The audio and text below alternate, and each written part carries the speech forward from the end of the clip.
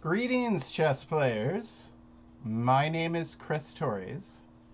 This is Daily Chess Musings. And good, just checking that I am live. And this is the free online summer chess camp. I have a special lesson for you guys today. A gentleman who used to play or used to do a lot of these camps with me when we did them in person together, one of my best friends, Mr. International Master Emory Tate, in 2015, July of 2015, he played a simul against 30 of my best chess students. So he played 30 of them simultaneously at my summer chess camp. And he won all the games in about 2.5 hours. So he was absolutely incredible. One of the games that he played, he used the Danish Gambit. So I'm connecting some dots. On Monday, we had a live lesson where I gave you a nice introduction to the Danish Gambit and took some requests. You guys wanted to see some Queen G5 stuff and a game with a queen sacrifice, stuff like this. So I showed you the basics and then showed you a few really pretty games. So make sure, if you haven't seen that lesson, you check it out. It's up on the Daily Chess Musings YouTube channel. But getting back to today, oh, and then yesterday, you guys, as one of your lessons, saw Emory Tate versus Leonid Udison. Leonid Udison's one of the top grandmasters in chess. He was one of the top. He's, you know, a little older now, so he's not, say, in the top 20 anymore. But he has been playing competitive chess for many decades, and still does today. And we saw Emory Tate play his immortal game against Leonid Udison. And that was yesterday, so we did Danish Gambit, then Emory Tate. And now today, we're going to see Emory Tate play the Danish Gambit in this simul that he played in 2015. We're going to see him do it against one of my students who I had trained in the Danish Gambit. So he's using my student's best opening against him. My student's name was Luke Zhao. This game comes from my notes. I know this game. I could play it from memory. However, my notes for this game are up on the blog. And I want this to have extra replay ability for you guys. So in the YouTube, in the YouTube video description, I'll put the link to the notes of the game that I'm going to show you. So you can play through it again using the notes and all the extra little bits of other games that I may or may not have time for in this lesson. Additionally, there's a bunch of photographs up there because, again, I was running the camp. I was running the simul. Emory was a dear friend of mine, and so there's a bunch of photos of him actually playing. See, for example, this one right here. Maybe you can't see it so good, but yeah. Some, you know, famous photographs. You've probably, if you've seen, you know, Emory Tate discussed his chess, you've probably seen some of these photos because I let other people use these because, you know, it's sharing the story of a great chess player, a great chess teacher. All right, so let's take a look.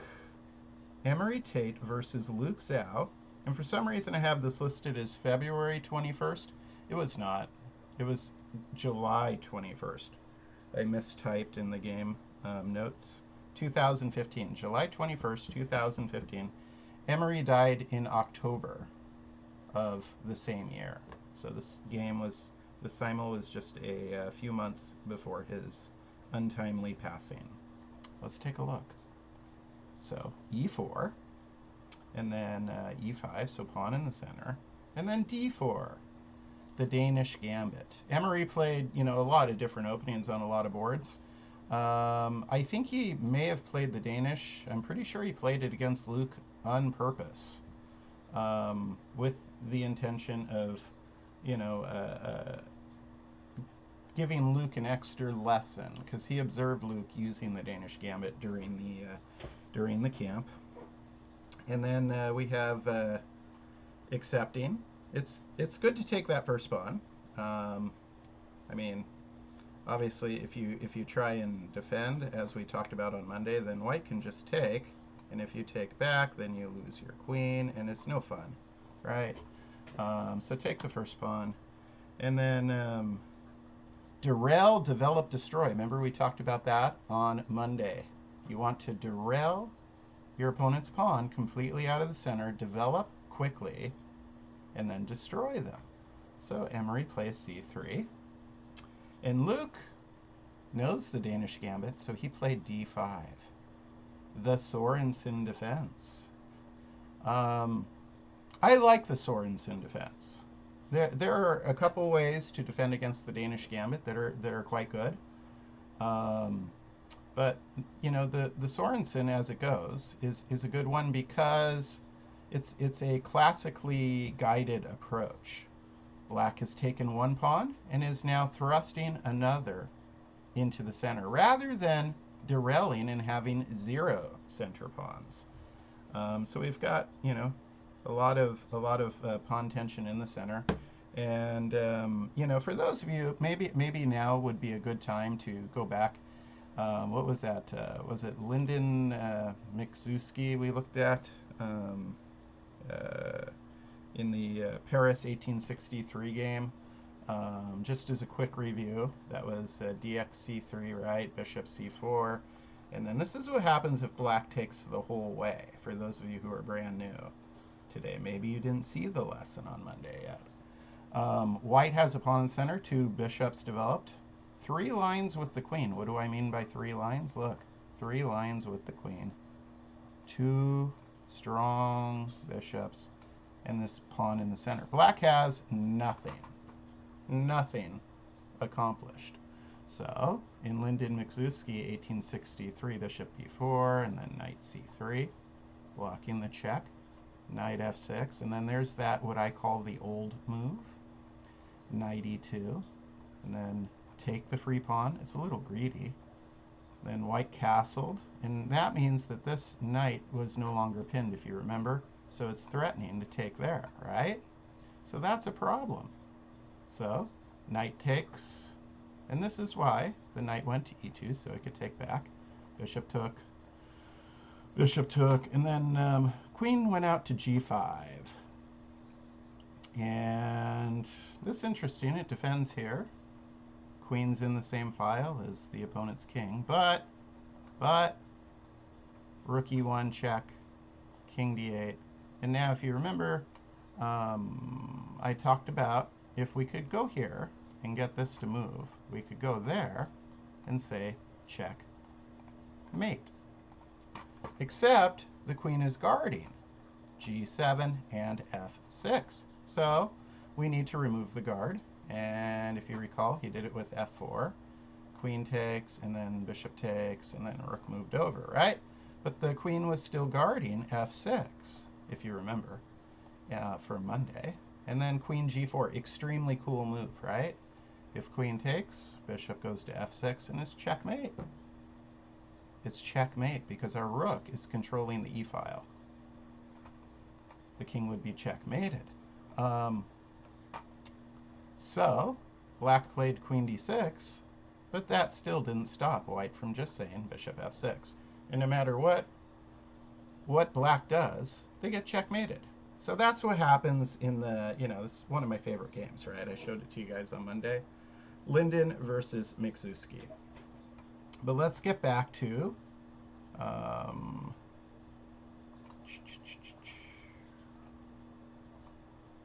Ah, the Sorensen defense. That's what I was talking about. And Emory Tate. Here, the best move for white, the one that, let's see, let me get to my notes, is just taking that pawn with your e-pawn. Then, of course, black takes back, and now it's white that doesn't have a center pawn right now. So you have a center pawn, albeit an isolated one. Oops, where did my notes go? Like I said, I'm following my notes. And then, let's see, Luke played knight c6. It's a good move.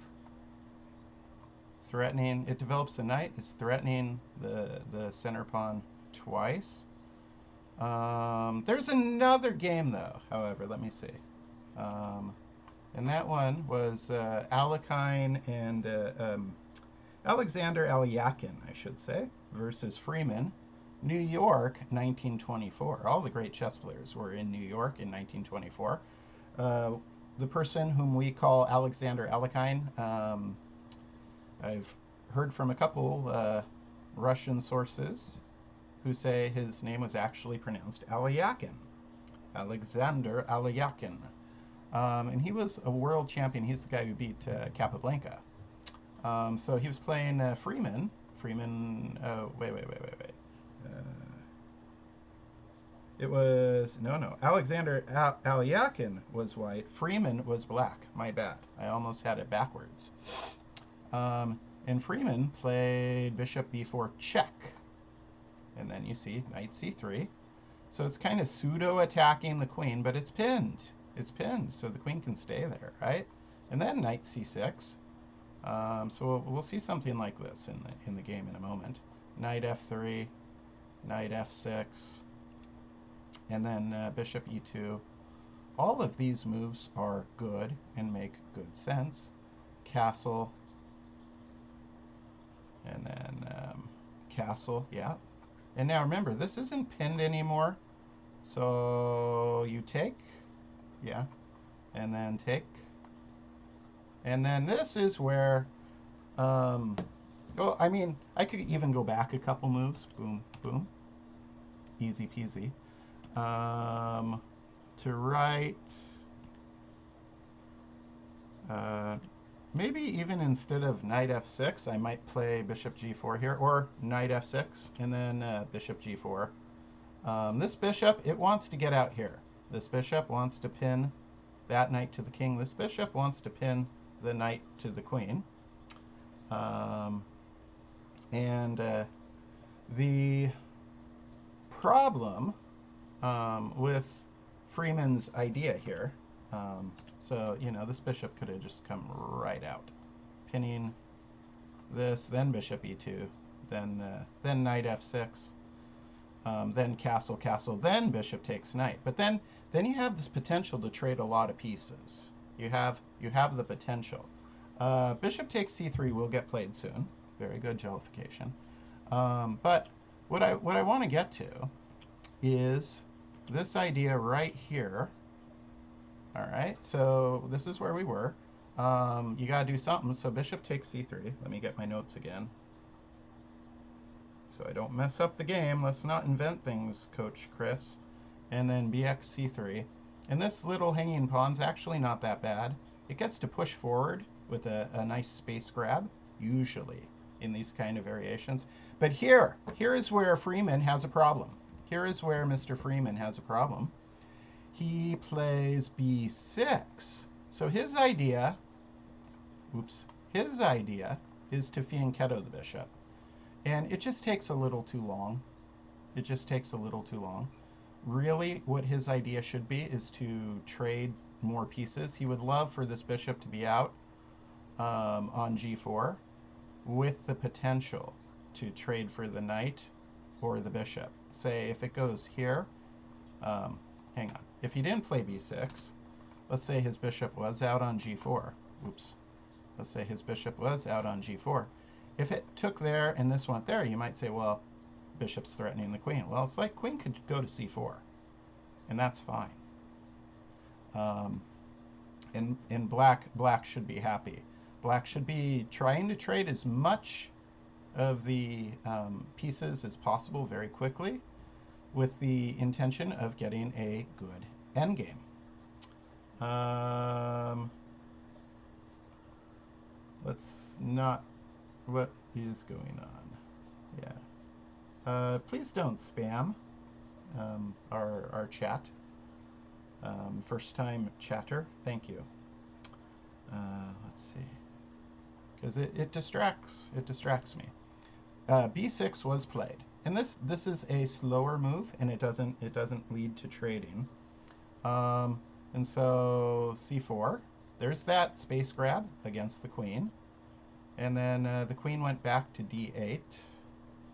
And then...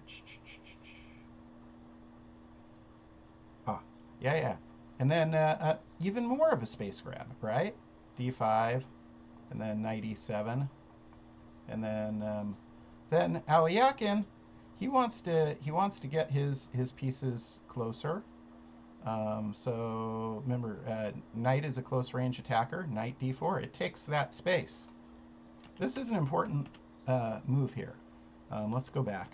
I mean, this isn't the main game. I don't want to spend too much time on it, but I could. I could spend a whole hour probably on this game. C4 gains space. Queen has to back up. Then D5 gains space, and that makes space for the knight to move in closer.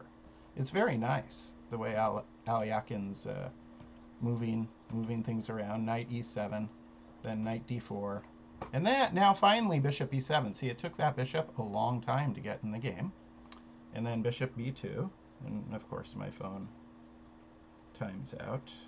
Again, all these notes are in my blog. I'll put the link in the YouTube video description. Bishop B2, pawn to C6, challenging. And we can't, just bypass it quite yet because the queen is still there. So Aliakin played bishop F3. And again, this isn't the main game, so I don't want to play guess the move too much because then we won't have as much time to spend on Emory's game, the one I saw happen live.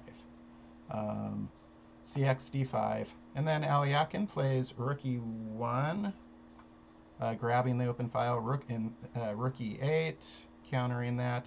Oh, this is a cool little move. Maybe not 100%, the best move. I doubt a computer would recommend this, but Queen C1. Queen C1 is not here to really defend that. No. He wants to get his queen over into the file with Freeman's king, and then he wants to bring Mr. Knight over there as well, and that opens the attack from the bishop. It's a pretty little move. So then rook B8, and now queen G5, as I was saying. Queen in the same file as your opponent's king. And if I was black right here, I might just play H6 right away before things get too hot. But black put extra barrier. That makes sense too. Knight G6. And now the rooks are staring at each other down the E file. And then knight F5. Knight enters the quadrant of the king. So white's knight is within the quadrant of the king. Rook takes E1. Trading. Makes sense if you're black. Rook takes E1, DX, C4. Trading makes sense, but here is what Aliakin, watch this. This is beautiful. He trades here. Why would Aliakin trade there? Because he wanted this rook to move up, right? And watch this. Freeman certainly didn't expect bishop takes F6. Because see, this bishop had long-term dangerous prospects, right? And it was kind of teaming up on G7 with the knight and the queen. The knights were in the way, but it was aiming there, so the knights were kind of glued where they were. Why would he do that? Because then when queen goes here, nothing's in the back rank. Check. Knight blocks. And, I will play some guess the move. I will play some guess the move with you guys. This, in fact, is a forced mate in 3. Knight h6 is correct. Very good, Rohan. Check. So if the king moves out of check, the rook just takes the knight, right? So of course, queen takes knight. And now, what should Aliakin play? Rook takes f8. Very good. Forcing king, and then of course, queen goes checkmate. Let me back up a few moves so you see how this plays out. Watch just the flow of Aliakin's attack here. Queen gets in the same file as the king. Knight moves into the quadrant, and then trading seems like a good idea. But here, this is kind of neat. Pulls the rook out of the back rank. And then the surprise. I think this was the big surprise for Freeman. Pulls the queen out of the back rank, leaving the king exposed to the back rank check, but the knight can block. But the queen, you know, if rook takes knight, this is how you kind of think in chess. If rook takes knight, king would be forced there. And then if this queen wasn't in the way, I could say checkmate. Well, of course Aliakin saw this a long time ago. But if you were just playing this on the chessboard, you might be able to solve this tactic if you look at your checks, captures, and threats. Because there's a check, and there's no good answer to this check. Either king goes to h8, rook takes f8, checkmate, or queen takes, rook takes, king takes. Boom, checkmate. It's beautiful. It's beautiful. What if he took the bishop with the pawn instead of the queen? Let me see here. Oh yeah. That would have been a better move. Let's see. Still not very good though, right? I mean, there's a couple different things we could do here. In fact, the easy one would just be what? Queen h6. And then you're threatening checkmate right there, right? So that was not his mistake. That was not Mr. Freeman's mistake. Mr. Freeman, his main mistake, oh, if queen goes to f8 now, if queen goes to f8 right there, then you just got rook goes here, right? Now the queen can't take our queen. And we're threatening kind of a similar thing. And it doesn't matter. We're threatening checkmate right here because this is pinned. If the queen takes, it's removed the guard. Well, I mean, there's like a million what ifs, right, guys? There's like a million different what ifs. And like I said, this is not the main game for the lesson. So I want to get back to Emory's game. So let's go all the way back, and let me find my notes again. Again, I'm reading from my notes on dailychessmusings.com. I did this as a blog post. I've never done this lesson as a video. So again, I try and show unique things when I come on. Okay, so we talked about all of this, the Sorensen defense, the isolated pawn, the knight c6 instead of bishop b4. Knight c6, bishop b4, they're almost interchangeable. Knight f3. There's bishop g4. So look, Luke did better than Freeman. Luke brought his bishop out on the correct diagonal. Let's see. 6, bishop g4. Of course, bishop e2 is what Emory played. And then black castled. Honestly, you know, I kind of like bishop b4 here should be considered the main line. It was good enough. I have in my notes, let's look at the clock real fast, see how much time I have if I want to look at that. I may go back and look at that, but it's in my notes. The bishop b4 was good enough for Klaus Neumeyer to draw Peter Svidler at the Dortmund tournament. And Peter Svidler was, you know, top 10 in the world. So bishop b4, knight c3. Well, I'll show you a few moves of that game. And then bishop b4, knight c3. Here comes some trades, right?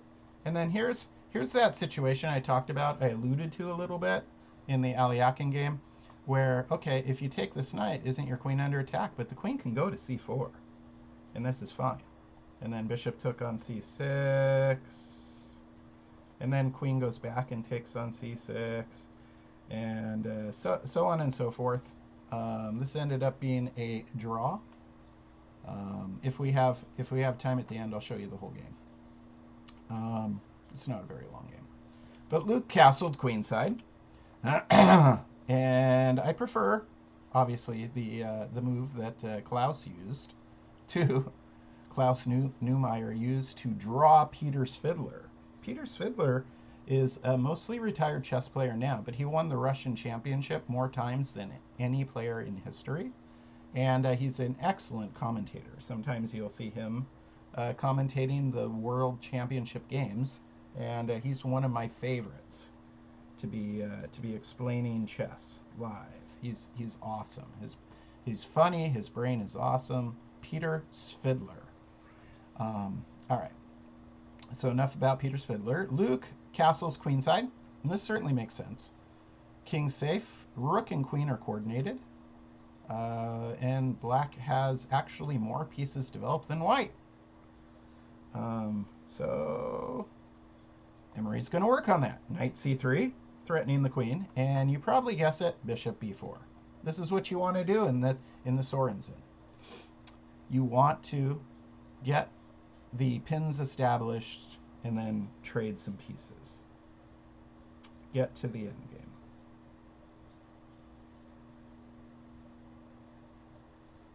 And let's see. So then Emory castles, which means this is threatening the queen, right? So you need to do something about that, and the correct answer is to take. I mean, there's another move you could do here, and that would be, say, queen a5. And that's complex. I have that in my notes. There's a very nice game. George Lipinski versus Matai Hines, 1965. Again, my notes will be in the description of the YouTube video. When I take this is live on Twitch right now. I'll put it on YouTube. I'll put the link to all my notes because I don't have time to go through all of that. There's so many little important games that I felt worth mentioning. Let's see. So castle, Luke goes the simpler route, which is getting rid of the knight that is threatening the queen, leaving white with this hanging pawn structure. However, at some point, if you're white, what you want to do is push that forward, gaining space, as we saw in the Aliakin game. This is where things go kind of bad.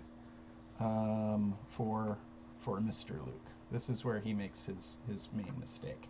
H6, I think he's starting some kind of pawn storm and guarding maybe against knight g5, which Emory was not planning on anyways. In this position, you want to play like bishop e3, rook b1, and pawn c4. Sometimes you change the order. That's what you want to do. Knight g5 was not on the menu. And h6 is a slow move. Now, do I have time to look at this game? Probably not. I'll go back. I'll look at this game if I have time. That's a good thing to do, because there is another game that I would really like to show you guys, where knight f6, and then rook b1 is played, and then rook to e8, and then pawn c4, as we described. It's a really nice game, but we want to focus on the main task at hand, which is Emory Tate versus Luke Xiao in the Simul from 2015. played, like I said, he was playing 30 boards against the best young chess players in Northern California, who are my students. And Luke just played a slow move, So now I'm going to ask you guys, what do you think Emory plays? So now, Black's made kind of their first mistake. What would you do?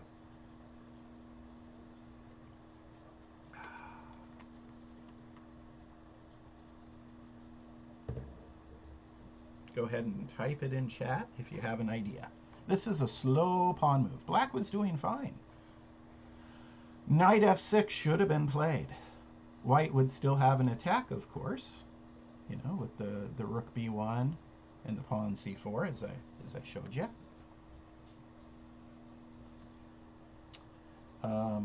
Nobody yet. Well, Emory just plays rook b1.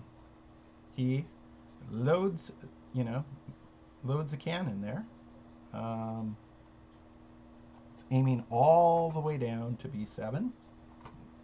Now knight goes to f6. And now, very good. J. Preston says bishop e3. That's what's played. Emory could have played pawn c4 there, I suppose, as well.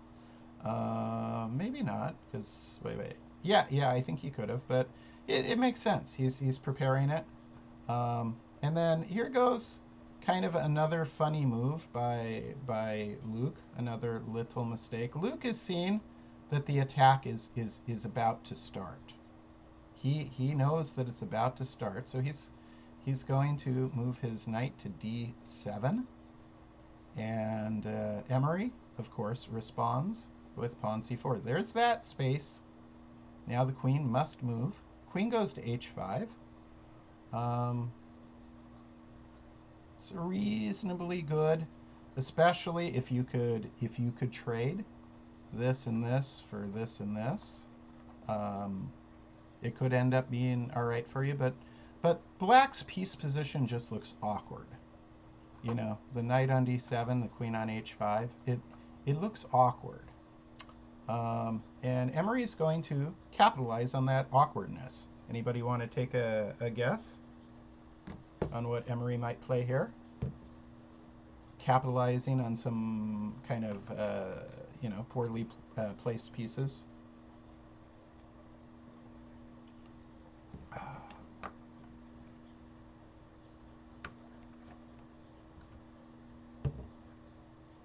Pawn to d5 jollification. Seems like a okay move. I don't see it. It grabs more space, but that is not what Emory plays.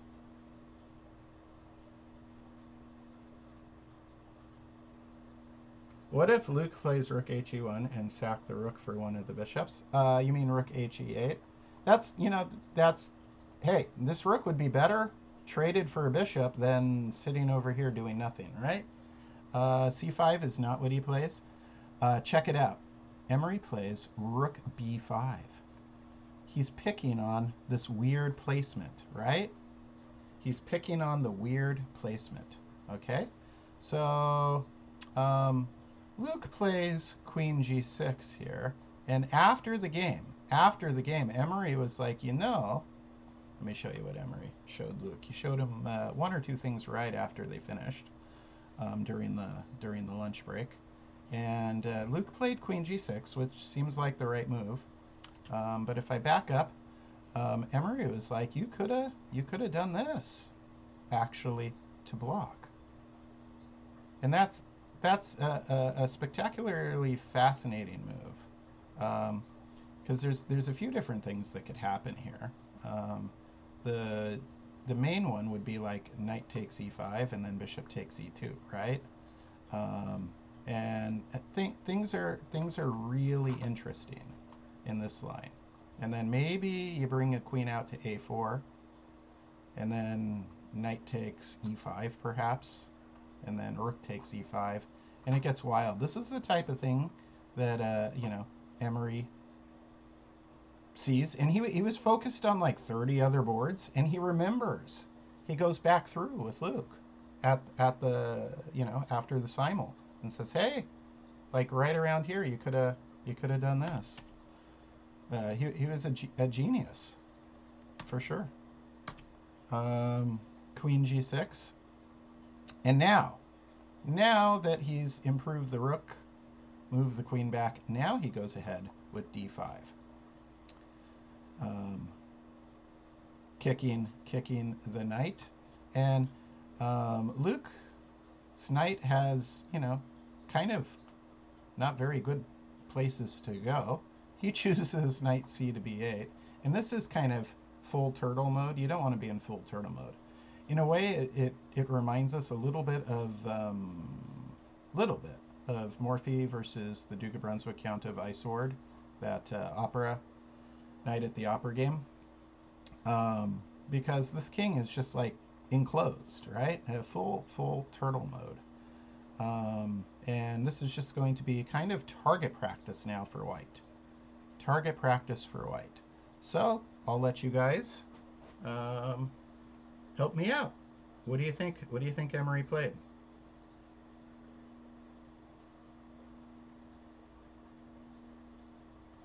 Let me find myself in my notes. I was kind of going ahead from memory, and I lost what. We are on move 15. Okay. Yeah.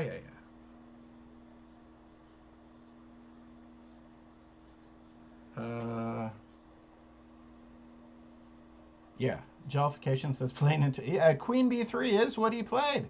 Let me read what he said too. Jollification said, "I can speak from experience that playing in turtle mode is not easy or fun." And then he says Queen B3, and he is right. Boom! The queen has entered the game and is in a battery, threatening. So this is under attack twice. This is under attack. I mean, this is tough. So B6 answers both problems, but creates some serious light square weaknesses, right? So that's no good. B6. What do you think Emory plays here?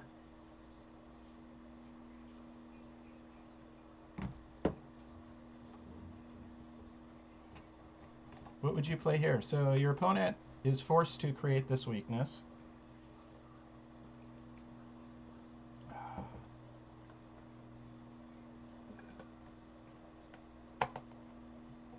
C5 is correct. Very good, Chess Sweat. So this pawn is kind of the one thing standing between Emory and victory. I mean, let's go back a second. See? Two major threats. Now this pawn is blocking both. So you play C5. Now what are you going to do? Uh-oh. Well, Luke launches his own attack. You know, the best defense is a good offense, is what they say. But this is a little too little too late, maybe. What does Emory play now? It is not rook takes b6. Nice try, Chess Sweat, but nope. This pawn does have a lot of things guarding it. 2 pawns and a knight. I see what you're thinking, but a6 also has a knight guarding it as well. Oh, he means cx b6. He does not. Cx b6. There's a way more elegant solution. C6, very good jollification. This is, taking advantage of those light square weaknesses, putting the nail in the coffin. The knight's under attack, and now we have a kind of a good checkmating square. So Luke realizes, I can't let these pawns just stay there. I'll get checkmated. So he plays knight takes c6, and then dx c6, and queen x c6. And now, what do you play? What does Emory play?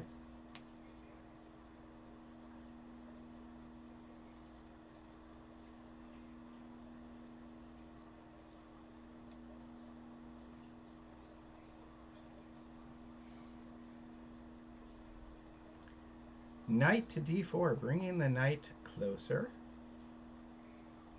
That is a possibility. Is not what he does, though. Rook c1. Very good, Jellification. You are on fire.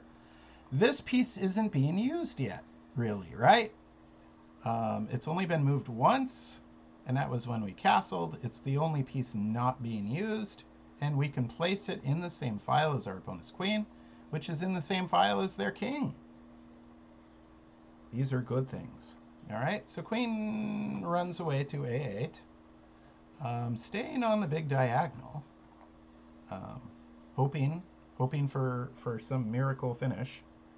And then this move might be a little tricky for you to spot. Yes, some things are coming very soon. Like I said, this game turned into a little bit of target practice for Emory. Rook c5 is not what he played.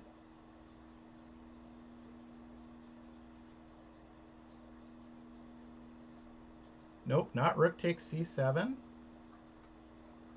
Another interesting. You guys have a good sense for yeah. There's going to be some crazy sacrifices. I'm so glad, you know, that my students are trained to notate their games, right? So, you know, Luke had been part of national championship teams, state championship teams, national championship teams. He notated this game, and like I said, Emory remembered the whole game.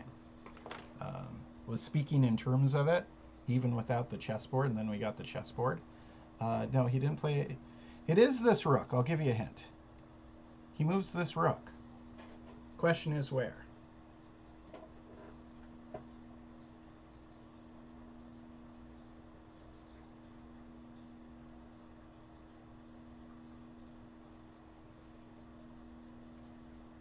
And you mean rook a5. Yes. He said rook a6. He meant rook a5. I know what you mean, Rohan. Rook a5. Now, that's interesting. What happens if pawn takes rook?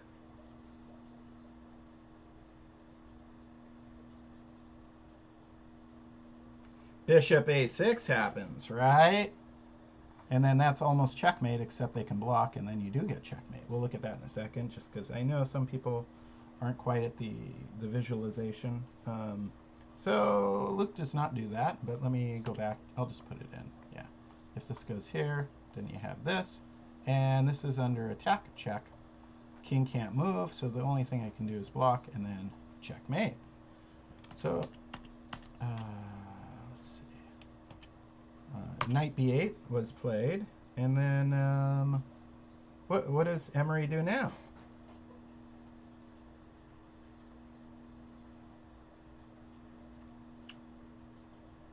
He does not play bishop a6 right now.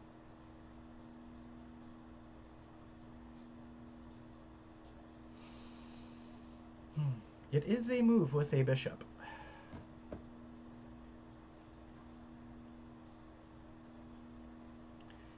Jellification, this actually would work. That would work. I've looked at this game a lot over the years, and I've had students suggest bishop takes b6, because this can't take back and this shouldn't take back, right? Because we're working off two nice pins there, right? And then if queen b7, I think the answer was queen e6, and now man, they are in a bunch of trouble. So yeah, that would work, but that's not what Emory played. And I actually like Emory's move better. So it's not the bishop take. He could have. Bishop f4. Very good, Rohan. Bishop f4 is correct. And then, let me find my notes.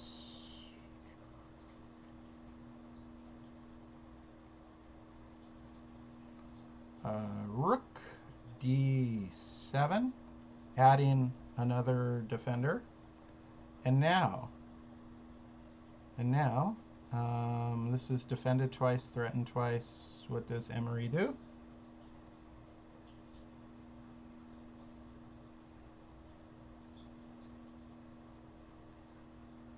When you get your opponent kind of tied in knots like this, it's a target practice. If they are capable of defending one target, you can rearrange your pieces. You can maneuver. You can outmaneuver them. It is not bishop b5, although that is also a reasonable move, because they really don't have a good solution. Um, I mean, if bishop b5, I might just play rook e7, I suppose. But then you got maybe queen a3, so you're threatening this and this, right? I mean, so that is not what he did. Queen e, hang on, bishop e5, and then some of you, let me look at my notes, make sure I remember what he actually did do, because now I'm getting myself confused.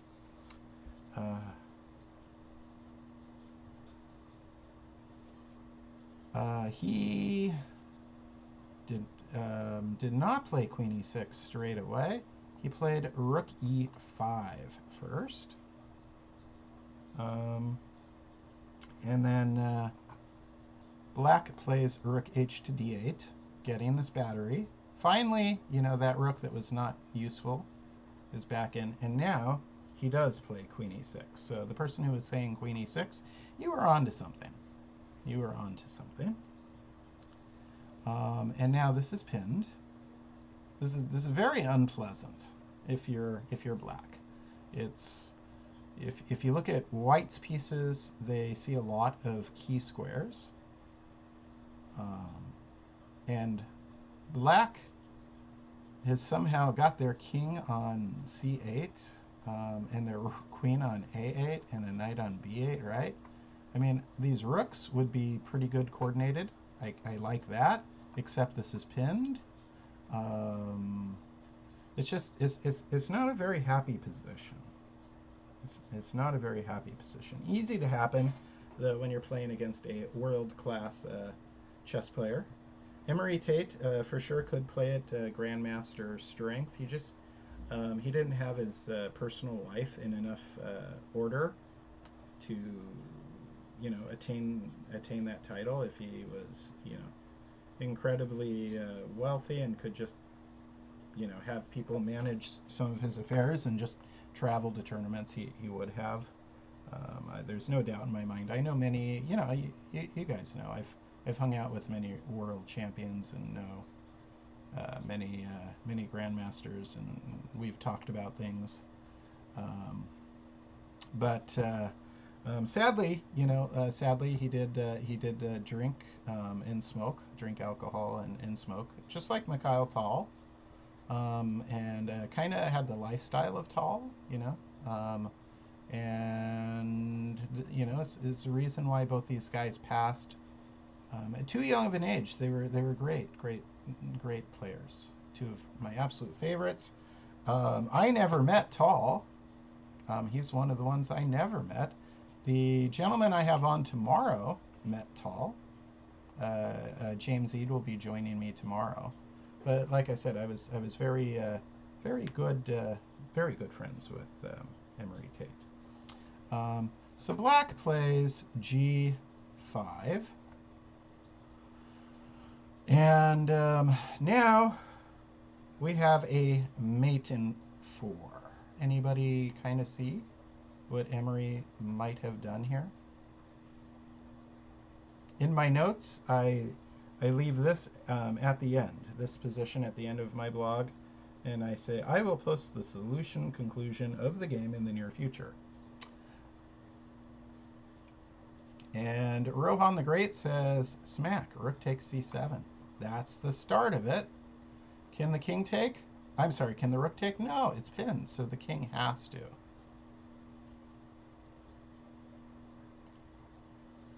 I mean, yeah, he has to. He has no choice. And now,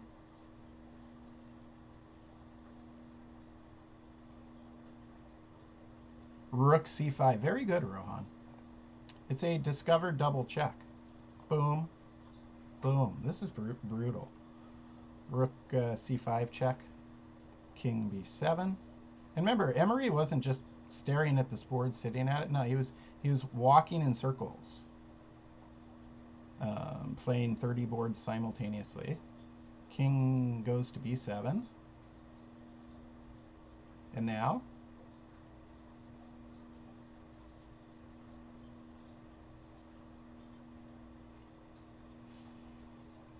it's a mate in two. It's a very pretty mate in two. It is not bishop a6.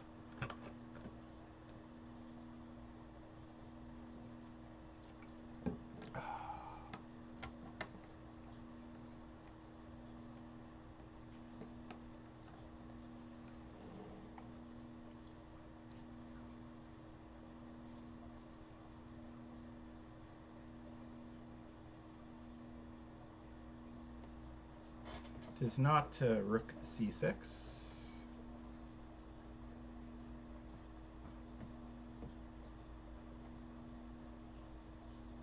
Yeah, Chess Sweat says he's been to an event where a talented chess player is walking in circles and playing against like 15 people at once. Yeah, it's called a simultaneous exhibition. If you ever, there are some big tournaments where a grandmaster's playing, and like the Friday night before the tournament, sometimes you can pay a little bit of money and be one of those opponents, and you guys should. It's fun. And notate your game just like Luke did, right? This game is of historical importance. I've had several people reach out to me and thank me for publishing this game.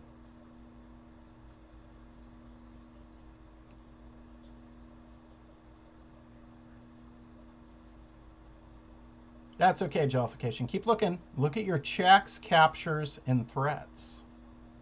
The big three. Checks, captures, and threats, and you'll find it.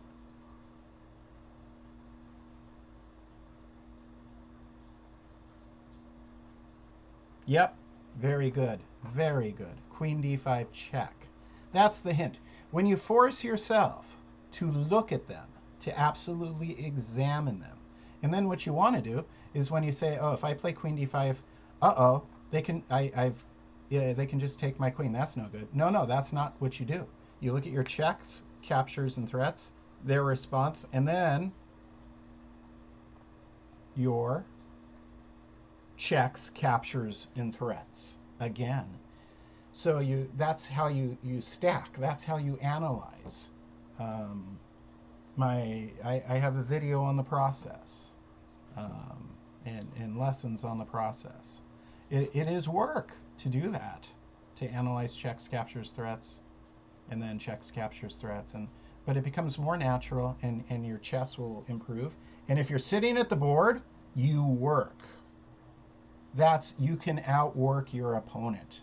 When you're in chess mode, you need to know that you're going to work harder than that person across the board. That'll give you an advantage. Let's look at this checkmate one more time. It's just very pretty. So g5 coming right at you. You need to do something. You could, retreat the bishop, I suppose. But why do that if you can finally break through? They're in full turtle mode. And again, crack the shell with the rook, just like in the Opera House game, right? In the Opera House game, it was a rook that cracked the shell. Same here. It's kind of what rooks love to do. Black only has one response. So if we looked at checks, captures, and threats, this is first. That's a check capture. That would be the... you have two check captures that you would look at first. You would analyze both of those. See black's responses, then analyze the next checks, captures, threats. See black's responses, and we'll kind of walk through that. So check capture, black only has one response. Okay, you have a check capture here. You need to analyze that. And then you have a double check, which that is what you should look at first. Whenever you have a double check, that actually goes ahead of a check capture. They're like the big bomb of the chessboard. It's the most kind of forcing move possible, right? And sometimes it leads to great tactics, like here. All right, so here's a double check. Black only has one move. Okay, and then if you see those first two, then in your mind you're imagining this. And this is hard. This one is hard at this point. At this point, this would be very hard if you're calculating from right here. If you're calculating from right here, and you say, okay, if rook takes, king takes, rook moves over, double check,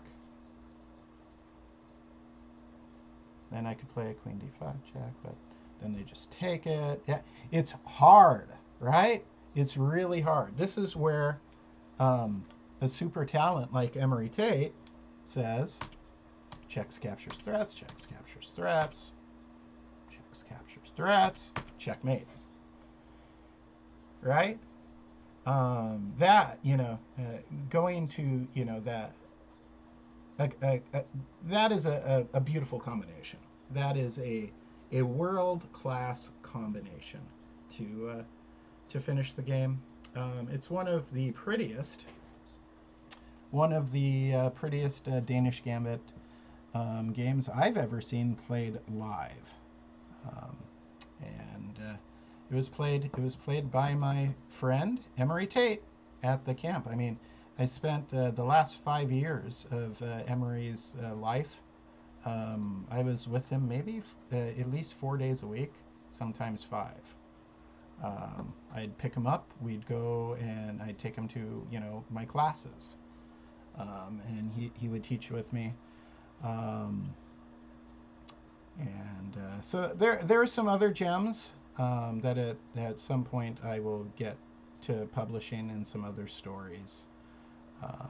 He was a very special person, a very a kind person, a nice person, a great teacher, a caring teacher. He enjoyed helping kids learn chess. He was an awesome mentor to kids. One time I was busy at a chess tournament, and I left my my middle child. Somehow I got a parent asked me a question, then my student wasn't paired, and oh no, round's going to start, and blah blah. I left my middle child, and then after I get my student, one of my students to the board, I realized, oh no, where's Lily? I think she was maybe 3 at the time, and I'm like freaking out. I go running to find the place, the analysis table that I had left Lily at, and there was Emory, and he was playing with some toys with her, and just watching over her like he would do. Just a great person, great friend, and you guys got to see his game versus Leonid Udison yesterday, and as I said, today you guys got to see Eid versus Engel, a great Jim Eid game. And tomorrow, I'll have Jim Eid on live. Tomorrow's Thursday. It's FIDE Master James Eid, one of the smartest guys I know. He's, every time I have a lesson with him, I learn stuff, and he's really good person. So don't miss that live lesson with James Eid tomorrow. And it just as a reminder, the Daily Chess Musings blog is it's got thousands of free lessons, just like the one that I just used. My notes for this lesson were up on my blog. I'd never done a video lesson. This is the type of content that's up there. You can even subscribe to that blog. You just type in your email, like the 1,000-something other people have done, and when I post something new, you get an email about it. So you can be the first to see it. You should subscribe to my YouTube channel. because, like I said, I'm going to put this video up on the YouTube channel, Daily Chess Musings YouTube channel, and I'll put the link to the notes, and you can go look at the pictures from this game. I'm doing it on Twitch. Find me on Twitch. Follow me there. Join our free chess club on chess.com, the Daily Chess Musings Chess Club on chess.com. And always make sure you're looking at the events calendar on dailychessmusings.com, because we do stuff like the free online summer chess camps, things like that, unique opportunities for everybody. And finally, if you want to be my friend on chess.com, you can do that too. You can friend request Coach Tortoise. See, my last name's Torres. I'm Chris Torres. Coach Tortoise, because when I was a little kid, another little kid thought it was funny to call me Chris Tortoise. So it just, I kind of went with it. And I'm Coach Tortoise, CoachTortoise on chess.com. Go ahead and send me a friend request. Maybe we play some games. I play each week. I play probably about 10 extra games with my friends. Who, if I'm not involved in a lesson at that moment on chess.com, and I want to play some chess, I'd rather play with a friend than a stranger. So be friendly.